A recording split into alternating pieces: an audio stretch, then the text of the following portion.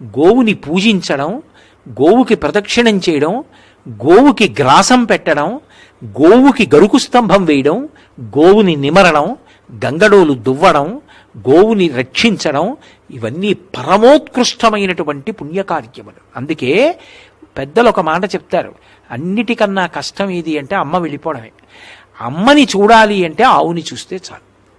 ఆవు వంక చూస్తే అమ్మ వంక చూసినట్టే. నా పుట్టినరోజు నాడు అయ్యో మా అమ్మ లేదే, పాపం నా పుట్టినరోజుకి తొక్కుళ్ళడ్డు చేసి పెట్టేదే, ఆశీర్వచనం చేసేదే అనిపించింది అనుకోండి, ఆవు పాలు తెచ్చుకు తాగాననుకోండి, మా అమ్మ చేత్తో చేసి పెట్టిన ప్రసాదం నేను తినేసినట్టే.